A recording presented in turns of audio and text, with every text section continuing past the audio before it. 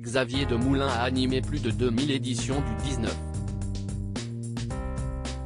45. Du lundi au jeudi, le journaliste de 51 ans présente aux téléspectateurs de M6 l'actualité du jour le plus simplement possible, confie-t-il à Télé Loisirs. A-t-il d'autres projets, notamment avec son épouse Anaïs Bouton? Il nous répond. Il est l'un des visages phares de M6. Xavier Demoulin présente le 19. 45 du lundi au jeudi depuis le 30 août 2010. Au total, ce sont plus de 2000 éditions incarnées durant lesquelles le journaliste de 51 ans a fait vivre aux téléspectateurs des événements ayant marqué les Français et bouleversé le pays tels que les attentats de 2015, l'incendie de Notre-Dame de Paris, la pandémie de Covid-19 et plus récemment la guerre en Ukraine. Chaque dimanche, il est également à la tête de 66 minutes. Son style, ses fiertés et ses projets sont au cœur d'un long entretien qu'il nous a accordé, à retrouver dans Télé Loisirs dès ce lundi 27 février. Ce qu'on me dit le plus souvent, si est que je fais partie de la famille Télé Loisirs, vous avez animé plus de 2000 numéros du 19. 45. De quoi êtes-vous le plus fier? Xavier Demoulin, tous les soirs, je me dis que si est une grande responsabilité. Ce dont je suis le plus fier, si est de bosser avec les 105 personnes de la rédaction et d'être, très humblement, la partie visible de l'iceberg. Le JT, si toutes ces personnes qui se défoncent pour gravir cette montagne de l'information dans un monde de plus en plus particulier, voire anxiogène. On imagine qu'il y a eu quelques brouillons depuis votre arrivée en 2010. Surtout au début. Élise Lucet m'a dit qu'il fallait 10 ans pour faire un bon présentateur de JT. Je pense qu'elle a raison. Je mesure le rapport que j'ai construit avec les gens grâce à mes livres, lorsque je sillonne la France dans les salons. Les gens me disent « Xavier, comment ça va ? Les enfants se sont intéressés à la lecture grâce à nous. » J'ai grandi avec le 19.45.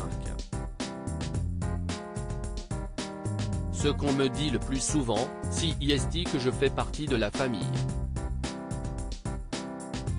Rentrer chez les gens tous les soirs, ça prend du temps et ne se fait pas du jour au lendemain. Ma voix, je ne la trafique pas. Quelle est votre patte? J'essaie de parler aux gens le plus simplement possible, sans les agresser. Depuis les attentats, le monde change à une vitesse folle. Il ne faut pas stresser les gens, ne pas leur crier dessus, ne pas aller trop vite. J'essaie d'amener de la douceur et parfois un peu de recul quand si est possible, oser un sourire quand le sujet s'y prête. Cela passe aussi par votre voix. Y prêtez-vous une attention particulière? Absolument pas. J'ai toujours eu cette voix assez grave. Quand je pars à la rencontre des gens, on me reconnaît à la voix. Je sais que si est un instrument avec lequel on peut faire passer beaucoup.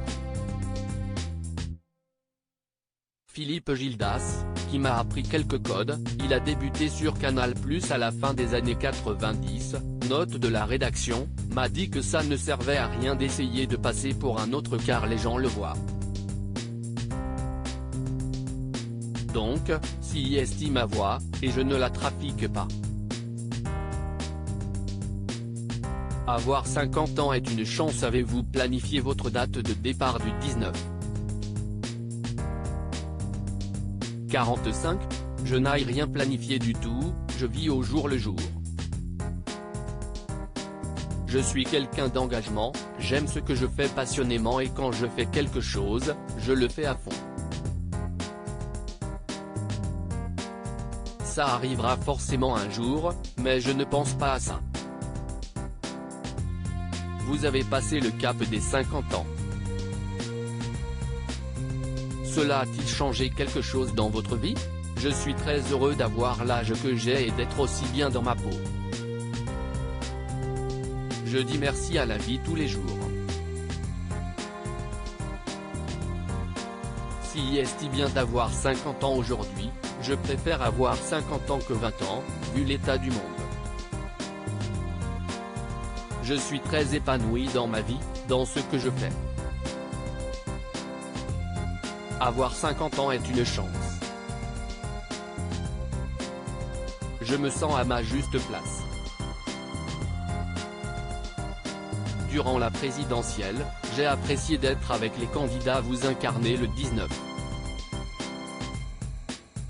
45 et 66 minutes. Vous arrive-t-il d'avoir envie d'autre chose? Bien sûr.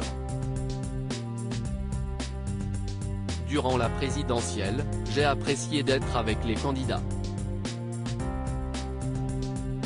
J'adore la confrontation. J'aimerais revenir à des formats d'interview plus réguliers.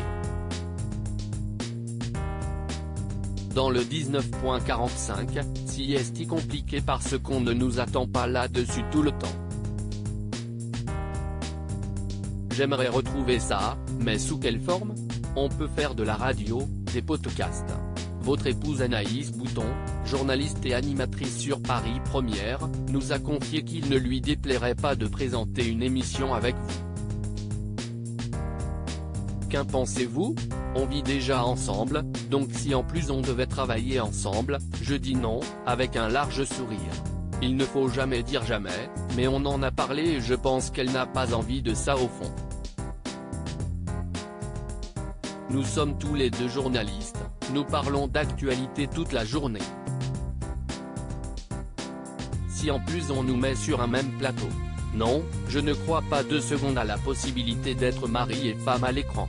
L'intégralité de l'interview est à retrouver dans Télé Loisirs, numéro 1931, en kiosque ce lundi 27 février 2023. Télé Loisirs, numéro 1931, en kiosque ce lundi 27 février 2023. Télé Loisirs à lire aussi. C'est moi le maître des horloges ici. Xavier de Moulin reprend à plusieurs reprises Emmanuel Macron dans le 19h45.